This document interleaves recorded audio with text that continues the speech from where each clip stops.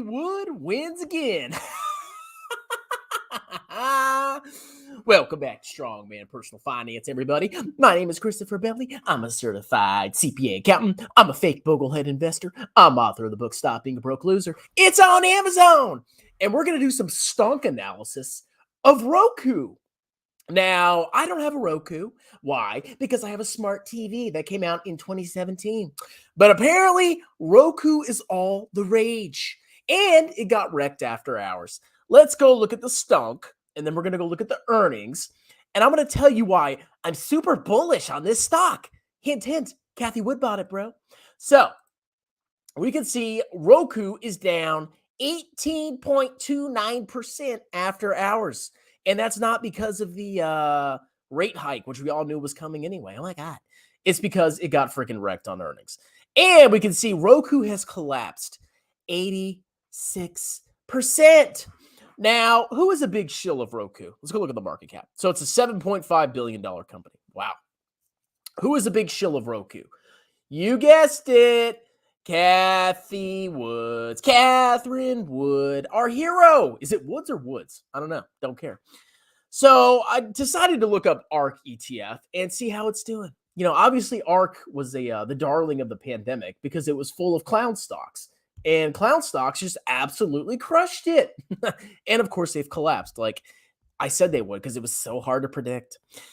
We can see her fund currently has Zoom as the number one holding. They actually have more Zoom than Tesla.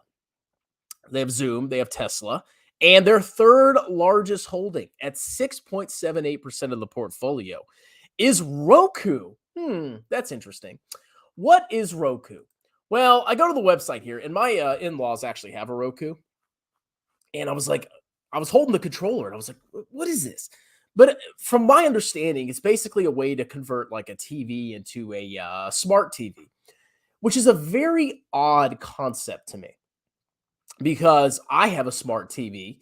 I have a controller that's way simpler than this. It has like 4 buttons. It's a Samsung, and I can download apps on it, and I can stream. I can do all sorts of stuff on there.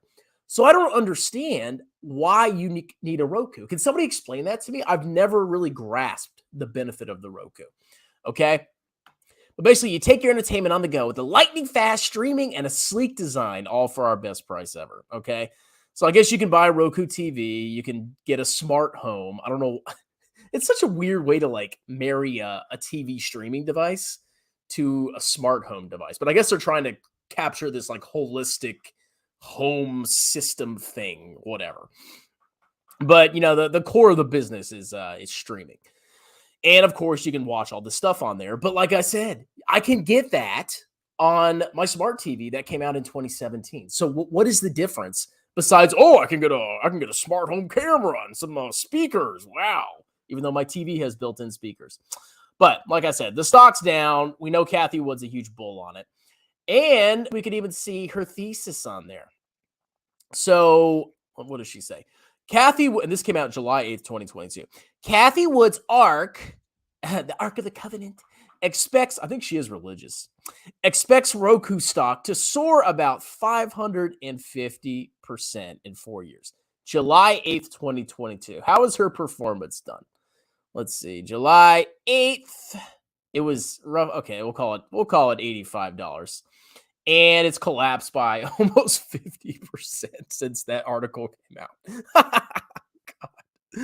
Oh, Cathie. Did you know, Cathie, the dip can't keep on dipping? And this is like a perfect representation of ARK ETF. Like, okay, keep this mental image in your head. And let's compare that to how ARK is done. Oh, clown rally, collapse. So let's go ahead and read the shareholder report. I was skimming through it a little bit, okay? Make sure I'm sharing my screen. In Q3, we delivered meaningful growth. We added 2.5 million incremental active accounts, and streaming hours increased more than 90% per year. Now, Cathie Wood, we go back to this article. I think she said she thinks revenue is going to grow by an insane amount. What was it? I saw something like, okay, here it is. Under the bull case scenario, the firm expects the company's revenue to grow at a 63% rate to $32 billion by 2020, What is their trailing revenue? Okay, they're going to go from they're going to 10x their revenue in just a couple of years. Apparently, we'll see about that. Okay. Advertising spend in our platform continues to grow more slowly than our beginning of the year forecast due to current weakness in the overall. Okay, everybody's having ad troubles. Okay, let's dig in. Let's dive in a little bit deeper. Total net revenue grew 12% year over year. That's a crappy growth rate. Platform revenue increased 15%. Gross profit was down 2%, so it's less profitable. It's already massively unprofitable. They added active accounts, and average revenue per user grew to $44.25, up 10%. Okay. Now, here's the weird thing. So, year over year active accounts only grew 16%. Streaming hours grew 21%, and revenue per user grew 10%. Now, can somebody reconcile the difference between what Cathie Wood said of 63% and what they have here? Okay. Because even if the revenue was temporarily depressed by, all the economy and ad rates are down because companies are tightening their belts. Okay. But their streaming hours and their active accounts aren't growing at a 63% compounded rate. So even if ads remain the same as they were during the pandemic, this is not they would have to massively increase the revenue per user. So maybe they're going to raise rates or something like that, or how much the streaming costs. But the growth rates just aren't there. I mean, I'm not impressed by this. Okay. So we go down. Let's go look at the income statement. So total revenue was $671 million. Player revenues down. Platform revenues up. Gross profit is 55%. So it's dropped from 65% all the way down to 55%. So they're having a lot of pressure on their gross profit. Okay. And they actually have negative gross profit on their player, whatever that is. Okay. R&D is up 73%. Sales and marketing is up 91%. General and admin is up 33%. Total operating expenses are up 71%. So what I think, Cathie Wood, is that when you had 63% revenue growth rate, I think you mix that up with operating expenses. Income from operations. Look at this disaster, this unexplainable, insane freaking disaster. Okay. Their bottom line income from operations, negative 314%. Negative 314%. And I don't even think they have a statement of cash flows on here. Okay, let's look at their estimates for Q4. So revenue is going to be $800 million. So what is that year over year growth? Let's see. Q4 total Wait a minute. Is their net revenue projected to decline? Look at that. Yeah. So their net revenue in Q4 of 2021 was $865 million, and they're projecting Q4 2022 to be $800 million. So they're saying their revenue, instead of growing, unless I'm reading this wrong. Am I? No. Yeah. Their revenue is going to decline. This is so bad. Okay. And their gross profit margin is going to be 40%. So everything is just collapsing across the board. Their gross profit in the next quarter is going to drop almost 7%. And their bottom line loss is going to be, okay, wow, at least they're not going to get absolutely freaking wrecked on their net income. But so they show income from operations here. They're not showing net income, which is interesting. I wonder what their income from or loss from operations is going to be. Okay. Let's see. Oh, what's this little note right here? I think stock-based compensation. Interesting. Q4 reconciling items between net income and non-GAAP adjusted EBITDA, BS earnings, consist of stock-based compensation of $105 million. What does that mean? Dilution. Okay. So apparently we're pleased to officially welcome Charlie Collier as president, which is focused on ad monetization. Okay, I guess they have a new president. That's interesting. Or they have a new president of Roku Media. So overall, I don't see a single good thing about this. I mean, they're coming out with some new products. They have a what do you call it? I saw it. There's like a camera, like a front door camera they're adding to their suite of software. And apparently you can watch recordings of it. So you can like film your outdoor, you could film from your front door and you could watch like the birds and the geese quack all day. That's pretty cool. But overall, like these earnings are just god awful. And this guidance is just absolutely sick. Like, look at this. Total net revenue has collapsed. Yeah, and their gross profit has collapsed. This company is hot garbage, okay? This is typical of Cathie Wood, where she buys massively unprofitable, share-diluting trash. Her thesis is ridiculous. And the numbers that are shaken out with streaming hours, active accounts, none of it's good. Everything's freaking bad, okay? Oh, okay. Streaming hours on the Roku channel. I was like, why does that say 90% here, but the streaming hours are only up 21% here? Wow, that's a manipulation if I ever saw one. So overall, this stock is like some of the most disgusting trash I have ever seen. And I am not surprised that Cathie Wood is an investor in this. She has 6 point something percent of her portfolio in it.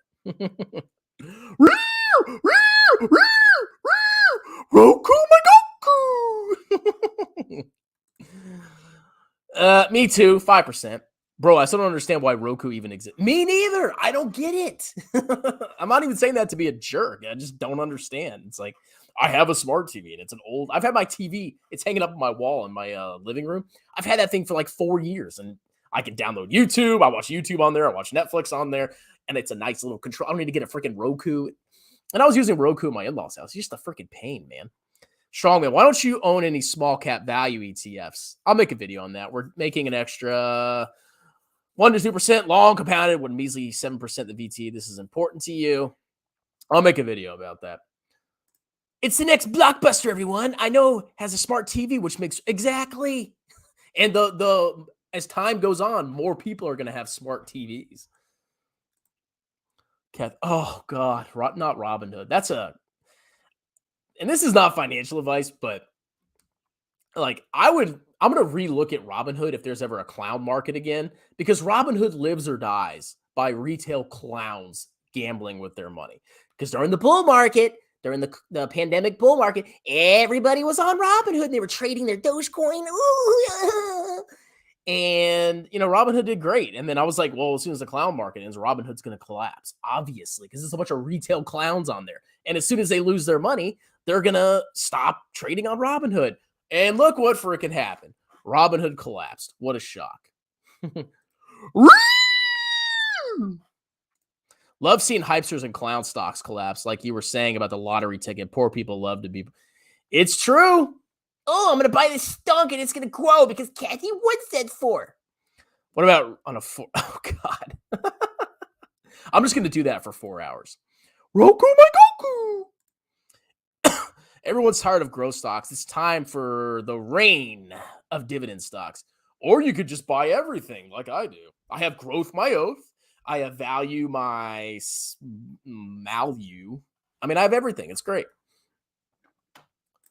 Okay, now show us how to day trade. If you want to lose all your money, you can watch me day trade.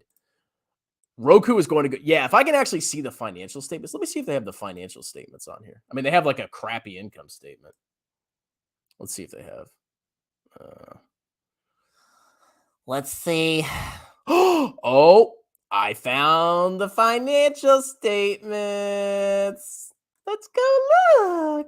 Yeah. Okay. So this is the end. We already looked at the income statement. Let's look at the weighted average shares outstanding. How much have they diluted since last year? Well, they have diluted year over year.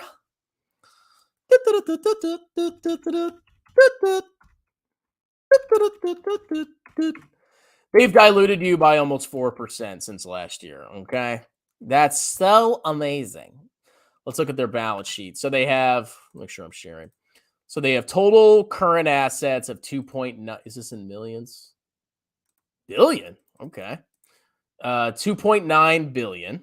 And they have total current liabilities of 943 million. Oh, so they're not, let me double check this. They have a lot of cash on their balance sheet. Okay. And they have a lot of receivables. Most of them will probably be collected. They're probably not going to go bankrupt within the next year. Okay. At least based on this. Now, their total assets, let's see what their long-term assets are. So they have PP&E. They've invested in PP&E. It's gone up. Operating leases, you have to capitalize those depending on the rules. Intangible assets has gone down, probably amortization. Goodwill, so they've had no acquisitions, at least in the last year or the last 9 months. And other non-current assets. So they have total long-term assets of 4392 minus 2970. $1.4 billion of long-term assets. Let's look at their long-term liabilities. Okay. Yeah, okay. So their long-term liabilities, 1614 minus 943.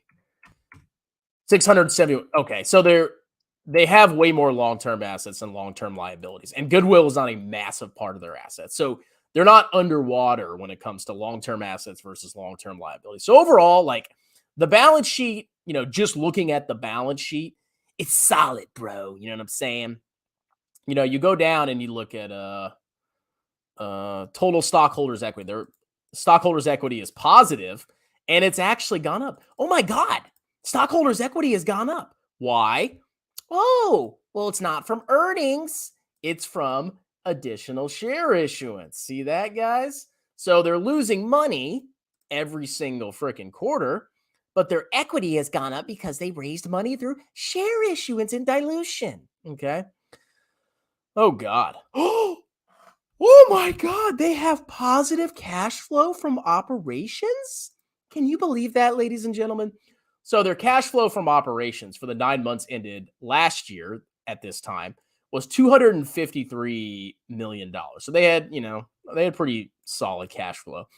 Their cash flow from operations has utterly collapsed, where they only generated $4 million in positive operating cash flow. And look at their stock-based compensation, $255 million. So their stock-based compensation expense is roughly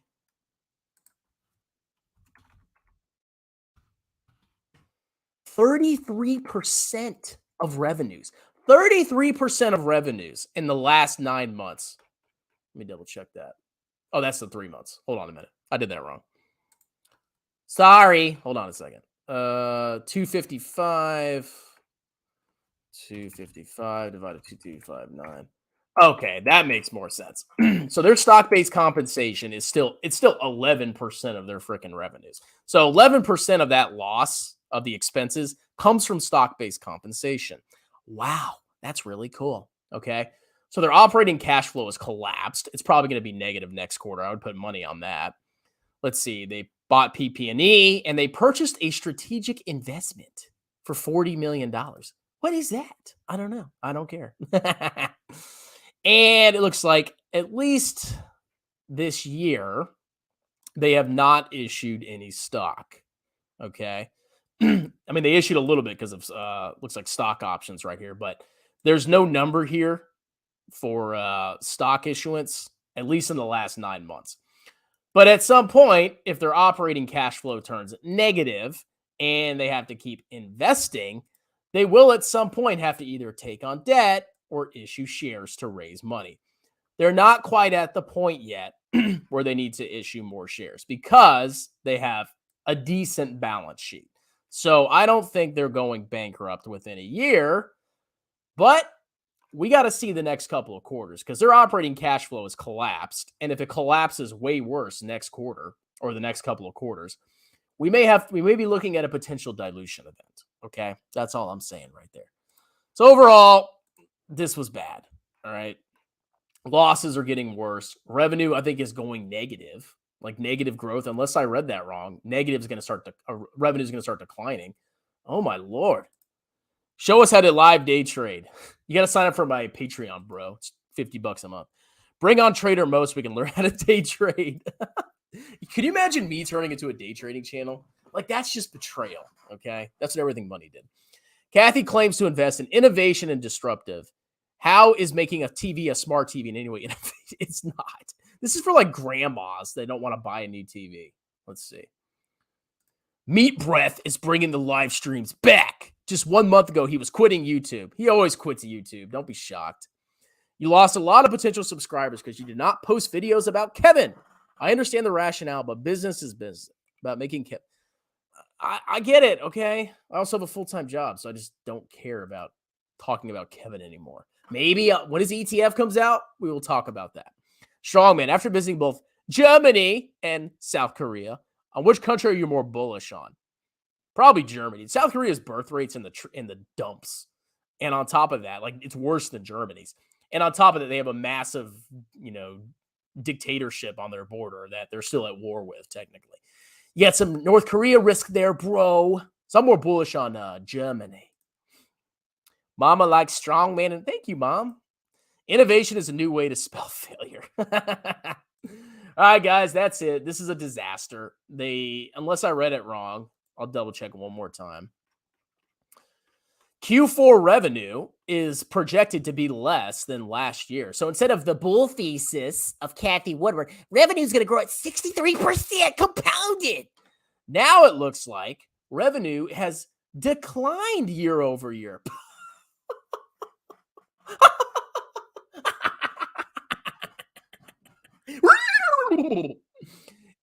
And let's see.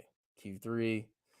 That's bad. Okay, this company's done. This is garbage. But you do whatever you want. I'm not going to give you financial advice. If you want to buy this stock because it's the future, you do whatever you freaking want. Okay. All right, guys, that's it. Cheers.